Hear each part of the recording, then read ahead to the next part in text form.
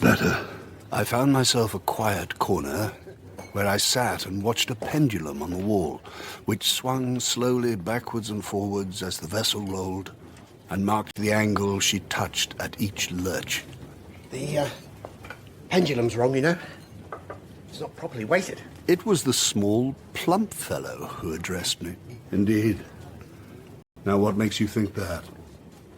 Oh, it's not a question of thinking.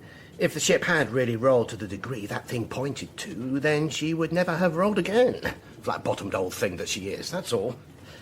But it's just like these merchant skippers. They're always so confoundedly careless, you know. Captain John Good, Royal Navy, at your service. And you, sir? I rather think you know who I am, Captain John Good of the Royal Navy, at my service, since I saw you and your warrior-like companion making inquiries about me earlier. Ah. Yes, Sir Henry and I have been at some pains to find you. Sir Henry? Sir Henry Curtis. He and I, the two of us. I can't count, Captain Good. Well, of course. Your reputation... Let me explain. Hunter Quatermain. No one knows Africa like you do. There may be a few African gentlemen with an equal claim, but go on. I say, I'm not rubbing you up the wrong way, am I? Just what is it you want from me, you and your Viking warrior friend? I take it you mean me, Mr. Quatermain. Your observation is accurate, sir. We Curtises come from Danish stock. Henry Curtis. Pleasure to meet you. I think you mean a pleasure to track me down. Your drink, Mr. Quatermain. Let me refresh it. If you insist. And then let us go through to dinner together. You will be my guest. Oh, I hardly think... Come, sir. At least satisfy the curiosity we must have aroused in you. Very well.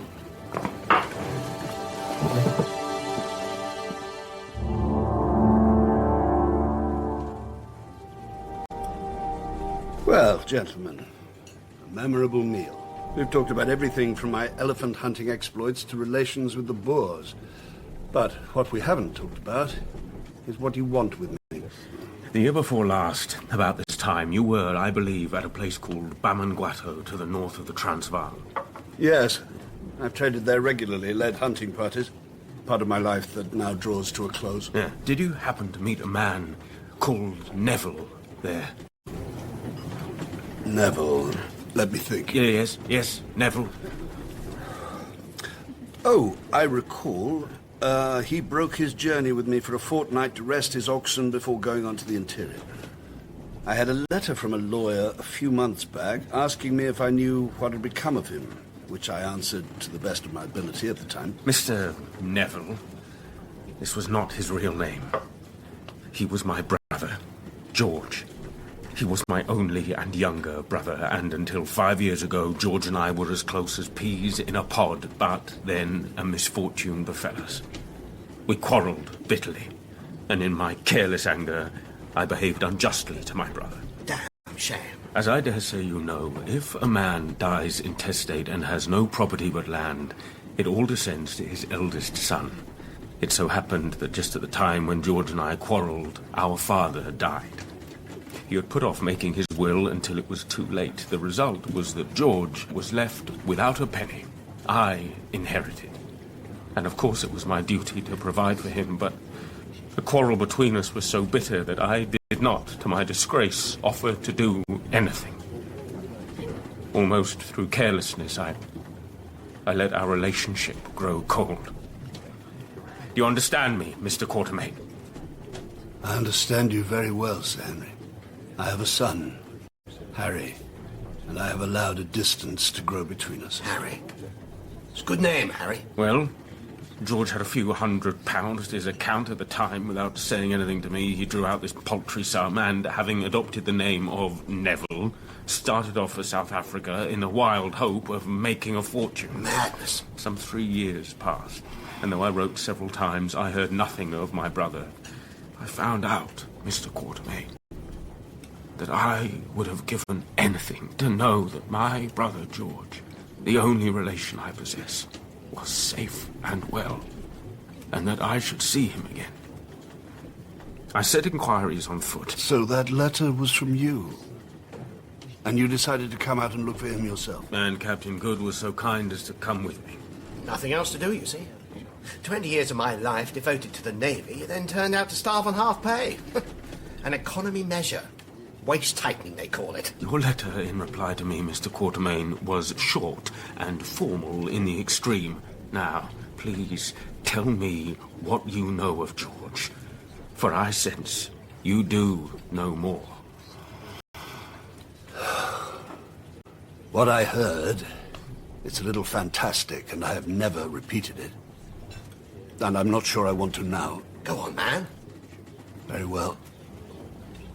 I heard that Neville, your brother George, was heading for King Solomon's mines.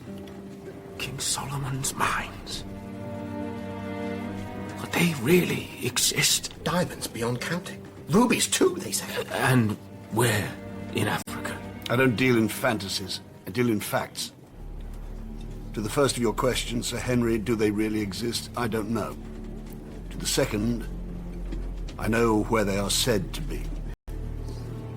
Once I saw the peaks of the mountains that are said to border the mines, but there were 130 miles of desert between me and them, and I am not aware that any man ever got across it, save perhaps one.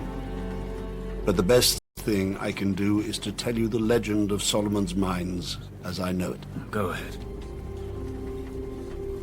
In the Suleiman Mountains, up to the northwest of the Mushakulumbwe country, so the rumors say, this is where King Solomon had his diamond mines. Suleiman being a corruption of Solomon. Diamond mines. The exact sort of thing that would set my poor brother dreaming. I heard this a long time ago, and filed it away amongst the many romances in which this country is so rich. But it was not until 20 years later that the story acquired more substance. I was in the Manika country, a place called Sitanda's Kraal. Worst place in the world. Signor Quatermain, it is I, José Silvestre. My God, Sylvester, what's happened to you? I tried to go there, to the Suleiman Mountains. I had met him before, a distinguished-looking Portuguese gentleman, lured by tales of diamonds. Water, for the love of Christ, water. But now, he was a skeleton. His large dark eyes stood nearly out of his head. No flesh to speak of on his face, just yellowing skin. His lips were cracked. His tongue was swollen and black. I'll tell you. Lie down and rest. I shall rest soon. I shall rest for all eternity. You have been good to me. I want to give you this, the greatest secret in all of Africa. My great-grandfather went to them and saw them. The mines of Solomon. They're real. They're real. Help me. Under my shirt. Look, here, the map, and the writing that goes with it. My great-grandfather's guide to the mines. Oh, the desert.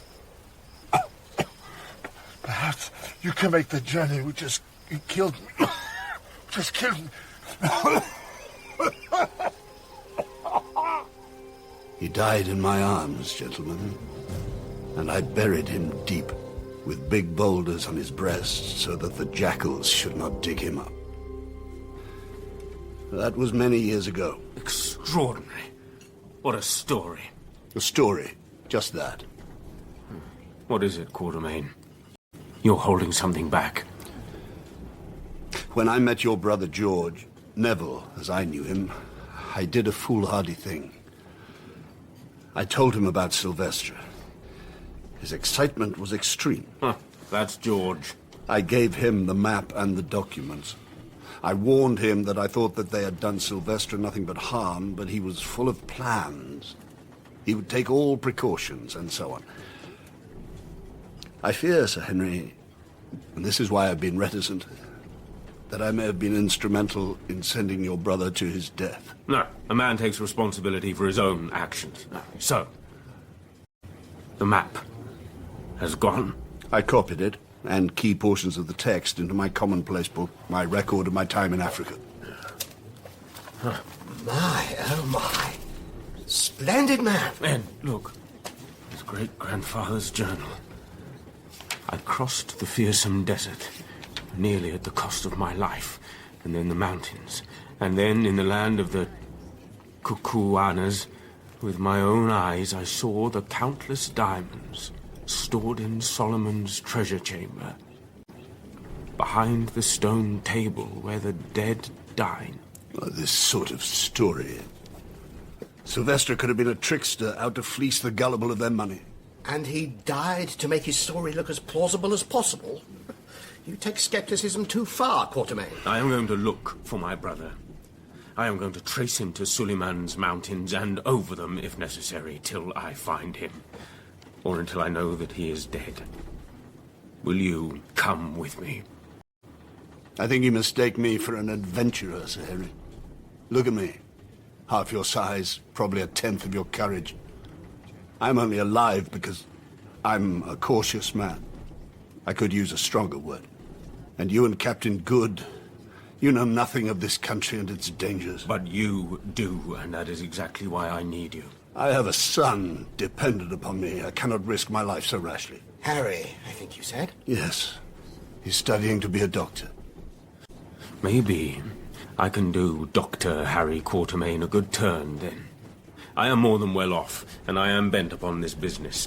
You may put the remuneration for your services at whatever figure you like, and it shall be paid over to you before we start. Moreover, I will arrange that in the event of anything untoward happening to us, or to you, that your son, that Harry, shall be suitably provided for, generously provided for. Damn handsome. You will see from this offer how necessary I think your presence. The journey, though, a mighty enterprise, into unknown territory with certain dangers I can foresee and anticipate, but other dangers I cannot foresee. Quite an adventure. Yeah. Adventures are for storybooks, gentlemen. This is a real and earnest business. But not, I think, my business. Oh, where's your sense of romance, man? My sense of romance and we had a parting of the ways some years ago. I think, Captain Good, that you should understand that this is not a treasure hunt, but a wild goose chase. And Sir Henry, I think you should harden your heart to the drab reality that your brother is almost certainly dead. Thank you for your hospitality. Good night, gentlemen. Good night, Quatermain. And so, Harry, I turned in and dreamed of the fierce-eyed lion that left me with a leg that aches in the morning, and poor Sylvester, and George Curtis. And the look on your mother's face, time and again, as I left our home on yet another journey to Africa. I hesitate to interrupt your thoughts, Quatermain. You look quite lost in them. I was making some calculations. Oh, good heavens. What a coastline. Rivers sparkling down the hills. Kloofs, clefts, eroded by the water of centuries. Oh, marvelous scenery. And what calculations were those? You made me think. For nearly 40 years I've hunted and traded, but I've never made more than a living. The average life of an elephant hunter from the time he takes to the trade is between 5 and 7 years. So with a little mathematics you can see how I have beaten the odds, and how unlikely it is I shall continue to beat them. Morning, gentlemen. Quatermain, I was going to ask you about the tides. My almanac here is unclear about these latitudes. Not now, Good. But if anything were to happen to me, by the time my debts are paid, there would be nothing left to support my son Harry while he was starting to earn a living. Whereas he could be set up for life. Does this mean what I think it does, Mr. Quatermain? I'll lead your expedition. My last expedition. My son's future will be assured, even if ours is not. Good man. Huzzah! Now, listen. Right. I've started to make a list. A 20-foot wagon, iron axles, strong, light, made of stinkwood, half-tented. 20 Zulu oxen. There's a team I've had an eye on for some while. Zulu oxen. If I am to take us across the deserts, across the mountains, to King Solomon's mines, or to near certain death, whichever way you look at it, these are the first items I will need. This isn't going to be a pleasure trip, gentlemen. What? Your teeth! Captain Good has an excellent set of false teeth. Sometimes in moments of excitement. Pop out! All shipshape now, though. Dawn tomorrow, gentlemen. After we berth. Provisions, medicine, guns, and men. Dawn, the streets of Durban. I led my two companions through the crowds in search of what we needed. Oh, Kafela! Sorry, my fault. Let Bill talk. I'll take all of that. Pick out what fruit you want, gentlemen. Oh, right. We'll need fresh meat, too. Do you care for chicken? Oh, why, yes. I'll collect up a dozen of them for me, gentlemen.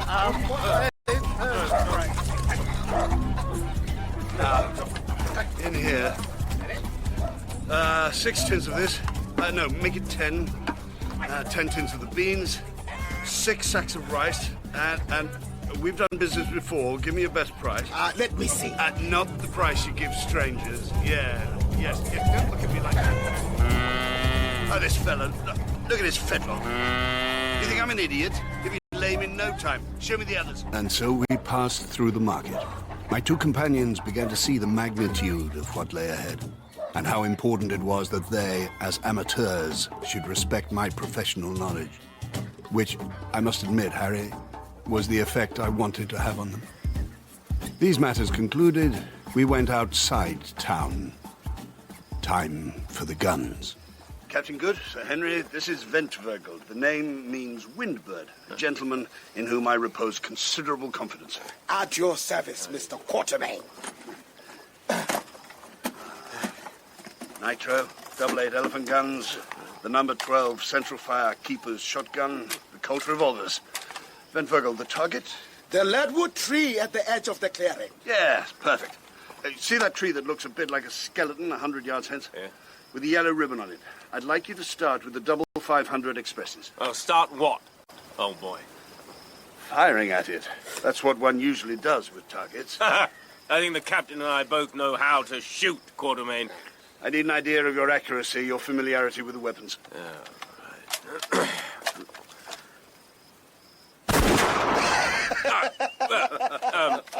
Yes. Let me try that again. Like so many would-be hunters I have led, they overestimated their skills. I hoped they would learn a lesson. And the day ended over dinner in the garden of my Durban home. I keep a simple table, gentlemen, but I hope... Oh, it's excellent fare. Are all your preparations in place? The men who will go with us, hand-picked bearers, they will of course include Ventvirgle. Yeah, fine fellow. Indispensable. If we are to cross that uncrossable desert, he is our man. Tireless, tough as whipcord. Mind you, put him within reach of a bottle of gin, and heaven help us. I have an uncle in Leamington Spa who is exactly the same. Not the whipcord bit, of course. What is it, Quatermain? Sir Henry, please don't react too strongly or visibly to this question. But I seem to recall you are carrying your pistol. My pistol? Yes. As casually as possible, pass it to me under the table. Say nothing. Captain Good, just raise your glass of wine to your lips and smile affably at me. Perfect.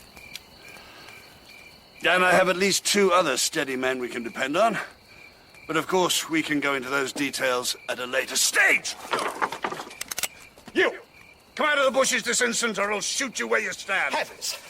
What harm does he mean us? There is no need for your gun. Yeah, quite so. You only have to look this man in the eye. Tell us your name. My name is Mbopa. Your face. I know it, don't I? The battle at the place of the Little Head. Yes. I was there under Lord Chelmsford, the First Zulu War. Zulu War or British War. You've come to my home, Mbopa, in a clandestine way. What do you want?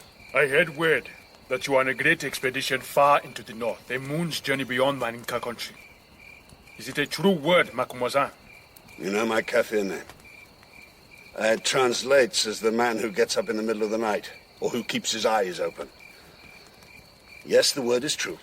Why do you ask where we're going? If indeed you travel so far, O white men, I would travel with you. And you, Umbopa, tell us of yourself. I am of the Zulu people, yet not of them. The house of my tribe is far in the north. It was left behind when the Zulus came down here 1,000 years ago, long before Chaka reigned in Zululand. I have wandered for many years. I was Kitwayo's man in the Komabakosi regiment, where I learned to fight. I came to Natal because I wanted to see the white man's ways. Now, I would go north again. Here is not my place. I want no money, but I am a brave man, and I am worth my place and meat. I have spoken. And well spoken, too. Right. Let me look at you properly. And you at me. Oh, they make a good pair, don't they? Huh? One as big as the other. Never thought I'd see the day. Mbopa, if you wish to travel with us, I would welcome you as my servant. Right-hand man, that is. Now, the journey will not be an easy one, as Mr. Quatermain delights in reminding us. I will travel with you, Sir Henry, and stand at your right-hand side. It is well. We are men, thou and I. My God, damned right we are, you know.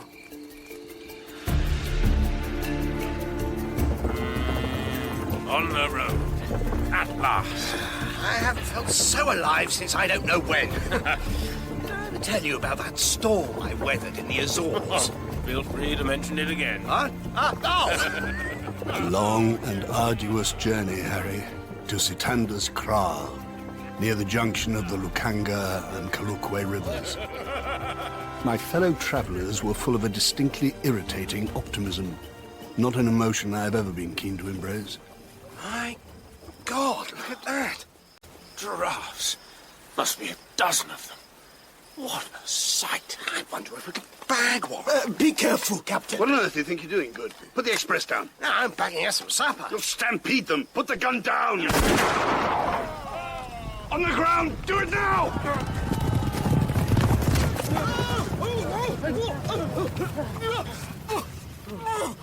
Benverger. Oh, dear heavens. Quatermain, help me. You'll be all right. Help me here. I didn't think. I didn't Oh, mean stop to do talking. what... Boil up some water. Bring me some bandages. Another time, Captain Good. Try thinking. Yeah. His ribs, look. Yes. The sky is turning dark. I've got you, old friend. Try and take shallow breaths if you can.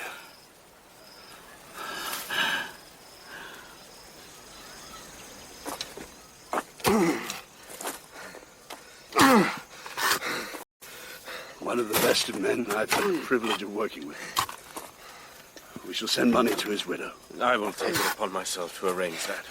So damned ashamed of myself. It's done. Nothing further to be said. I can take my turn with the No. spade. No. This is my job. At least I'll get this right.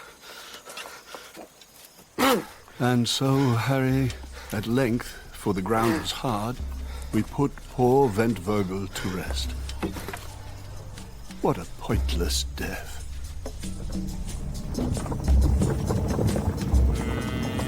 After 2 weeks' travel, our expedition finally reached Sitanda's Kraal, near the Lukanga River. To the right was a scattered native settlement with a few stone cattle kraals and some scanty patches of grain. Beyond it, the next stretch of our journey. Gentlemen, behold this. The desert of which you spoke. It's a pretty endless-looking place. An horrific place, more hostile than anywhere on Earth. You see the heat shimmering off it? Yes, like a stove. And beyond it, that mountain there, capped in white. The Suleiman Berg? Part of the wall of mountains that defends King Solomon's mines. Quite so. but the pair of you exasperate me. There is still that desert to cross. Be very sure that this is a journey you want to undertake. Is it to that land thou wouldst journey, Nkubu? It is, Umbopa, for if my brother is there, I must reach him. Bob, I'm not sure about you calling Sir Henry Nkubu. Native word, meaning elephant, I believe, referring to my size. I had some far worse nicknames at Harrow, I can tell you. Really? You never told me. Come. It is a far journey. We must rest. But when we woke from our rest, everything had changed. Both the bearers and the oxen had gone. Umbopa, I can scarcely believe this. It is so, Mr. Quatermain. Sir Henry, Captain Good, What is it? our bearers have deserted us, taking the oxen with them. The death of Vent Vogel made them less than men. I could have paid them more money. It wouldn't have helped. They feared also to cross the desert that no one has crossed. Time to face facts. If we are to continue our journey and attempt that very crossing, it will be just the four of us. No wagons full of supplies, just what we can carry. We would have to be our own beasts of burden. Before, we had some sort of a chance. But now, I really do not know. I will go with you into the desert and stay with you until the end, whatever that end might be. Remember, men must die. At worst, he can but die a little sooner. Thank you for that. Well, no man in my crew has ever called me a faint heart. Onwards, say I. Still ready to lead us, Quatermain? I don't know. Umbopa and I, we shall be the beasts of burden. Load us with as much water and food as we can bear, and we shall not falter. Agreed? Agreed. No one has ever attempted a journey like this. It's our chance to make it into the history books then, eh? Ha! You people, damned impossible. We will travel at night. To cross the blazing desert in the day would bring us certain death. And so, that evening, just before the moon arose, Sir Henry addressed us. Now, before we start, let us for a moment pray to the power who shapes the destinies of men and who, ages since, has marked out our paths, that it may please him to direct our steps in accordance with his will. Amen. Amen. So be it. And now, trek! Oh, damn bushes. A sea of sand and karoo scrub, silvery under the moon. The night air was thick and heavy. Our night travel gave some pleasure to Captain Good. Now look here, chaps. According to my almanac, those stars should be the Pleiades. Beautiful, don't you think? Oh, you and your bally almanac. I know we must ration the water, but this thirst, will it never abate? Try a pebble in the mouth. Huh? Old trick. Well, In the day, we dug a shelter in the sand and hid from the sun. The desert in daylight was like a furnace. 7 days had passed since we began this journey, and now we faced an implacable problem. I don't mean to be a killjoy, Quatermain. But our Cochrane's water bottles are close to empty. We brought as much with us as we possibly could. Let's see here. We're heading towards a pool of water, 60 miles distant, or it could be less, marked on Sylvester's map. That map is old. Is it to be relied on? It's all we have. If the water isn't there, if the map is wrong, we will have passed the point of no return. Onwards? Onwards. the die is cast. Yes. Men must die. At the worst, he can but die a A little. little sooner. Yes, but I just personally prefer a little later. You all right? Good. Oh, yes. Me? Oh, never better. Thinking of taking a little walk, you know. Sit down. No, come on. Oh, Come over here. Piled up some sand. And a sort of cushion for you. Let me help you. Down you come. That's it. That's damn decent of you. Yes. I think a bit of sleep is in order. I think it probably is. 2 days later, not a drop of water was left. Our lips rocks were turning black and crusted. A very stark fate awaited us. But even in our extremity... Oh my gosh. Look. The dawn is coming. The dawn is coming. Oh, yes. Surely coming down the mountain when she comes. We were half dead, Harry. But there, not more than 50 miles from us, glittering like silver in the early rays of the morning sun, soared Sheba's breasts. Two enormous mountains, measuring each of them at least 15,000 feet in height, linked together by a precipitous cliff of rock, and towering in awful white solemnity straight into the sky. Sheba's breasts, just as the map showed us. Now, you chaps have never seen this. I've got to do this.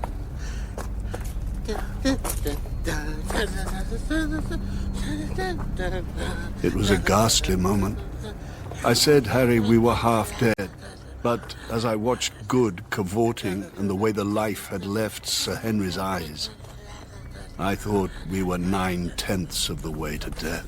I don't see how any of us... I've been mad. Good. Stop that damn dancing. Stop it right now. Umbopa, what is it? What is it? I smell water. What do you mean? Oh, God. I can't even stand. I have you. The water. It is in the air. What? In the clouds? So that in about 2 months' time the rain will fall and wash our bones. Why don't we try the hill we've been sheltering beside? We'll climb to the top. Water in the air. Rot. Who ever heard of water being found at the top of a hill?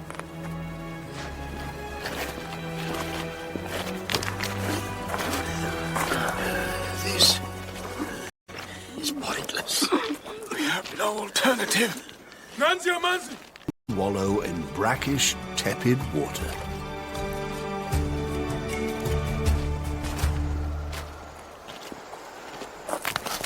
Oh.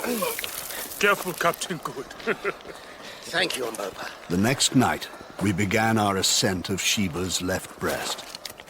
The slopes were formed of lava, great, jagged, sharp lumps, still burning hot from the sun of the previous day. But as we approached the snowy summit, so the cold increased. I had feared being fried to death. Now I feared we would all be frozen to death.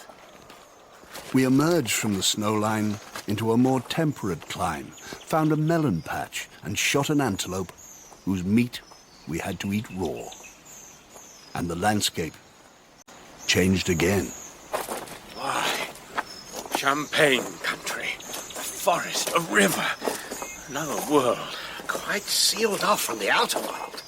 Ringed in by mountains. Well, gentlemen, the maps say nothing of this. And look, down there, cutting through the plain. It's pretty rum. Like a Roman road. King Solomon's Road, as the legends have it. I've never seen such an engineering work. The road, engineered from huge blocks of dressed stone, sloped gently down to the base of a ravine, 300 feet broad and at least 100 feet deep. At one point, we heard water beneath our feet, though we saw no sign of the river over which we passed. On went the road, sublimely indifferent to natural obstacles, and we approached a towering ridge of stone. The mouth of a tunnel, amply proportioned, appeared, and 50 yards into the tunnel, we made a discovery. Look here, you fellows. Oh, God, my lord. What a thing. Such carvings. Even I can see the quality. Sculptures, mailed and armed figures, chariots. What detail. Extraordinary. A whole battle scene with a convoy of captives being marched off in the distance. Who made this? It's all very well to call this Solomon's Road. But my humble opinion is that the Egyptians had been here before Solomon's people ever set foot on it. If this isn't Egyptian or Phoenician handiwork, I must say it's very like it. Midday. We emerged from the tunnel and advanced down the mountain. We came to scattered bushes which grew more and more lush, till at last the road wound through a vast grove of silver trees. At last, some decent wood, and in quantity. Let us stop, make a fire, and cook ourselves dinner. I've had enough of raw meat. Yeah, here. Some wood and Bopa. Together we can make short work of this fallen branch. Sir Henry, my pleasure. Here, we'll build our fire by the stream.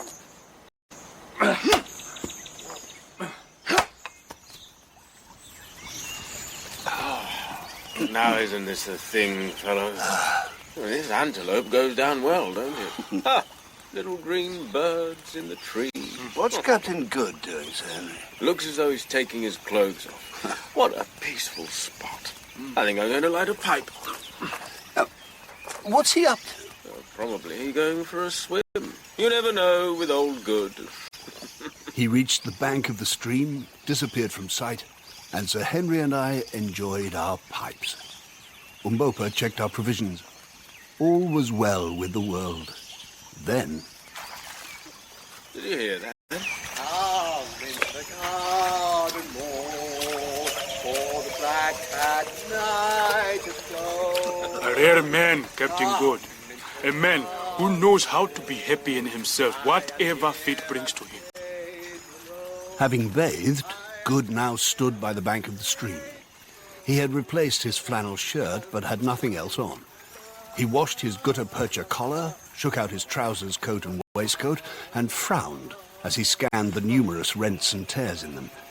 He took his boots, scrubbed them with a handful of fern, and finally rubbed them over with a piece of fat which he had carefully saved from the antelope meat till they looked, comparatively speaking, respectable.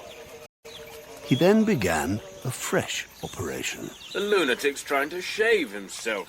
He's using the fat he applied to his boots. And one of those little pocket razors, you know, with a guard on it. For people who don't trust themselves with a real razor. Guy's not going to get through 10 days of beard with that. Good smeared his face and chin vigorously with the fat and began. How can a man be so correct in this place and in our circumstances? Well, at least he's dealt with the right side of his face and chin. Now, thank God he was using a safety razor, for I suddenly saw a flash of light that passed just by his head.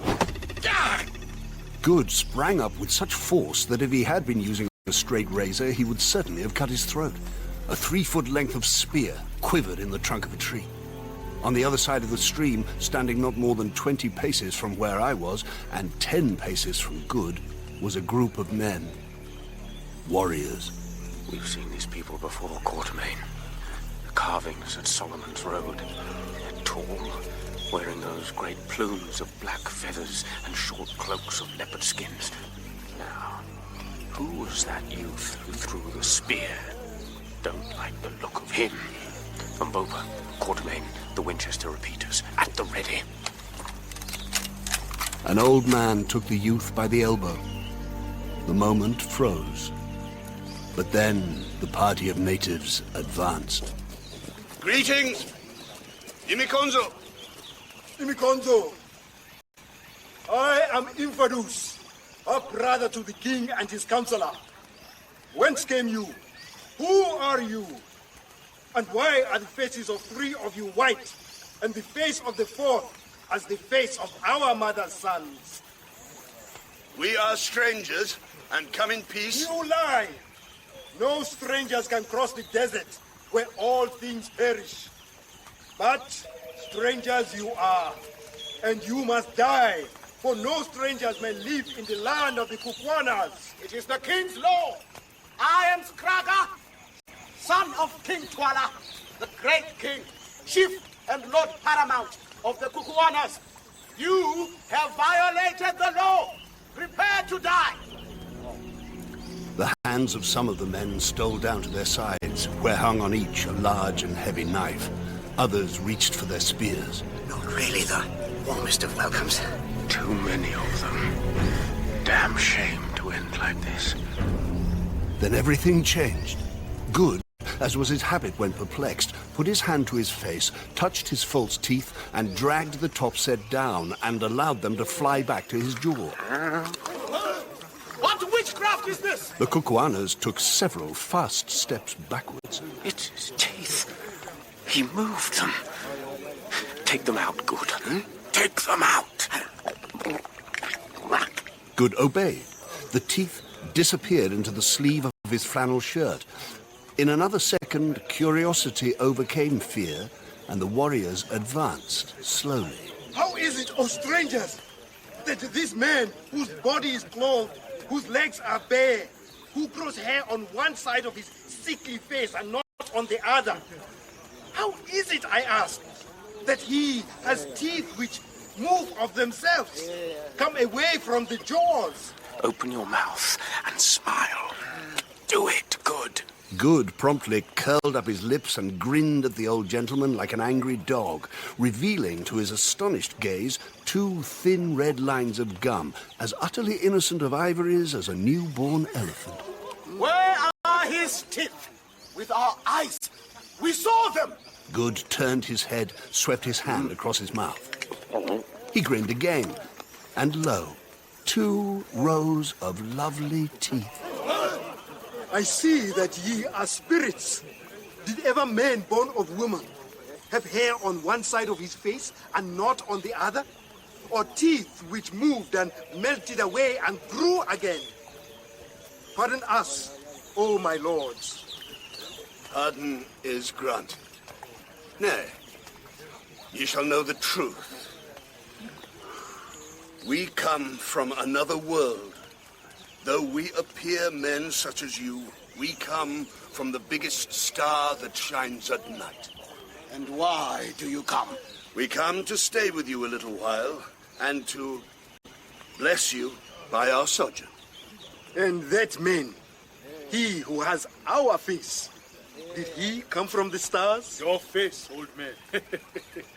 It is your tribe who has borrowed my face. When I came from the stars and visited your tribe long, long ago, at a time when the mountains were mere hills.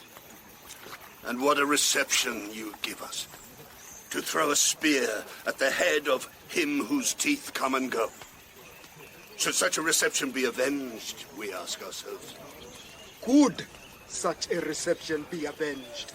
We ask ourselves. I don't like the way this is going, Quatermain.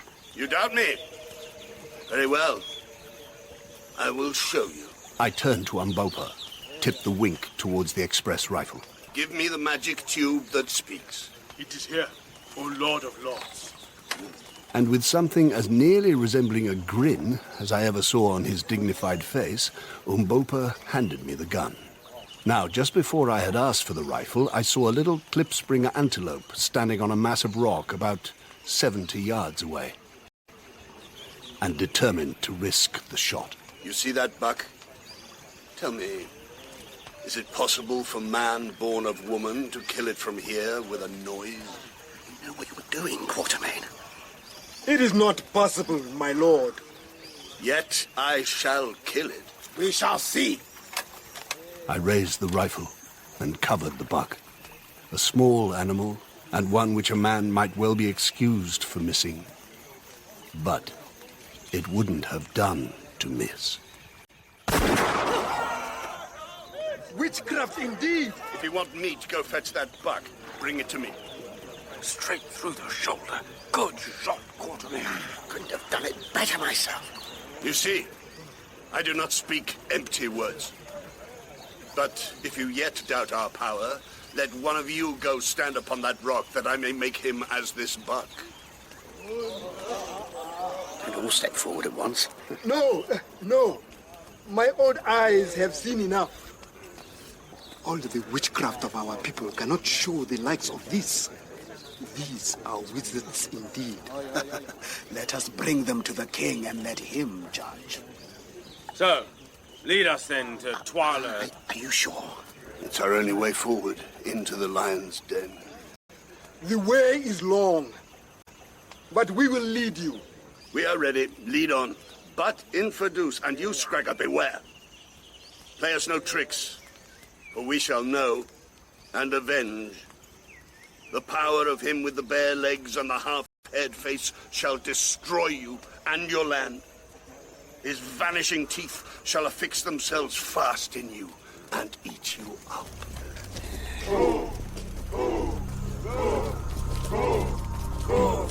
And so we made our way to Kukuana land. All that afternoon we traveled along the magnificent roadway. Infidus, who made this road? It was made, my lord, in ancient times. None know how or when. Not even the wise woman Gagul, who has lived since time before memory. None can fashion such roads now. Same old story, just like the ballet sculptures. We know not who carved them so many moons ago. It's all very well for you two. You're allowed to wear your trousers. Good was in a thoroughly ill temper. The reason, when Good started to put his trousers on earlier, the Kukuanas stopped him. They refused to let him hide his beautiful white legs from the eyes of his servants. His beautiful white legs had made him a god. Well, you're going to have to face it sooner or later. You have appeared in this country in a certain character, and you must live up to it. It will never do for you to put on trousers again. Henceforth, you must exist in a flannel shirt and a pair of boots. For goodness sake. And with whiskers on one side of the face and not on the other. If you change any of these things, the people will think that we are not gods, but imposters. If once they begin to suspect us, our lives will not be worth a brass farthing. You really think so? You'll be grateful that you have your boots on and the air is warm. Thank you for that. More meat, my lord Quatermain. My lord Sir Henry. I am full, thank you, Infidus.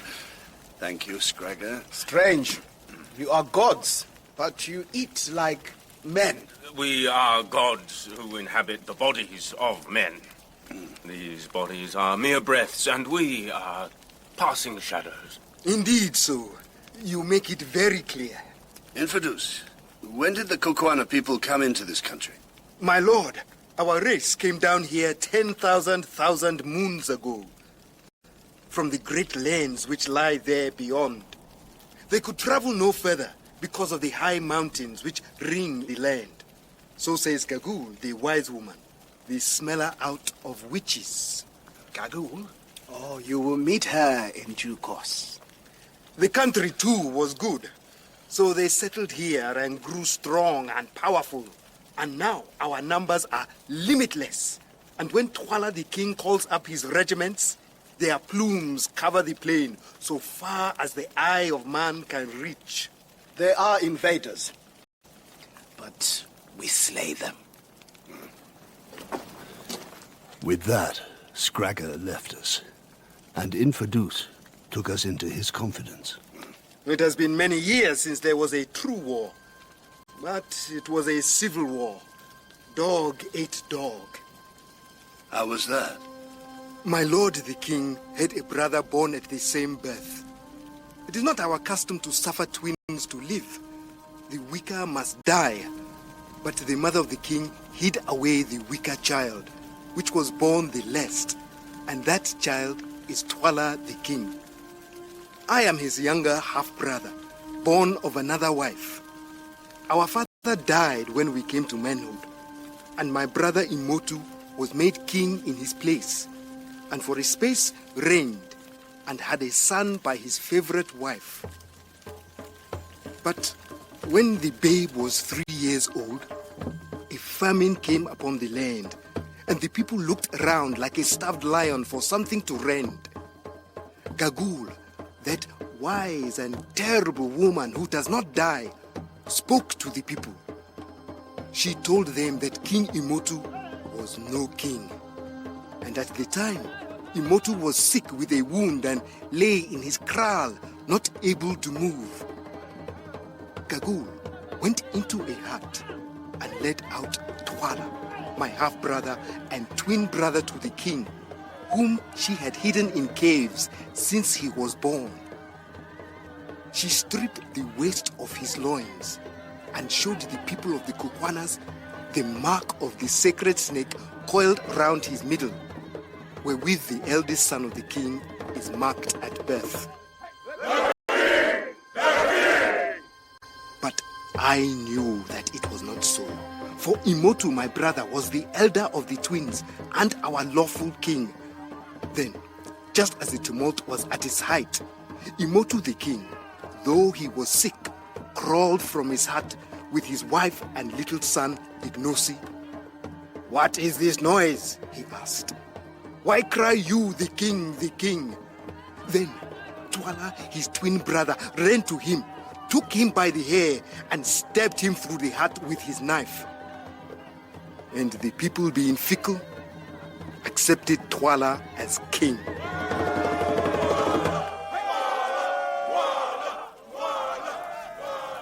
And what became of Imotu's wife and her son Ignosi? Did Twala kill them too? No, my lord. When she saw that her lord was dead, the queen seized the child with a cry and ran away. The two of them headed towards the mountains, and there they must have perished, for none have seen them since. Then, if this child Ignosi had lived, he would be the true king of the Kukwana people. That is so, my lord. The sacred snake is round his middle. If he lives, he is king. But, alas, he is long dead. Thank you, Infidus. Sad story. A sad story indeed. Umbopa. Boss, Umbopa had evidently been listening to our conversation. Then at that moment, Sir Henry took me by the arm. Quatermain, look at the sun. Damned amazing. This happens at certain seasons in Africa. You have never seen anything like it, Harry. The sun glowed as though it would explode. Then it sank and sank, and suddenly darkness rushed down on the land like a tangible thing. There was no breathing space between the day and night. The change from day to night was as quick and as absolute as the change from life to death. Then, rays of silver light, and at last the full moon lit up the plain. Glorious, eh, Quatermain? Gosh, I shall have to look that up in my almanac. Mine has been a rough life, Harry. But there are a few things I am thankful to have lived for, and one of them to have seen that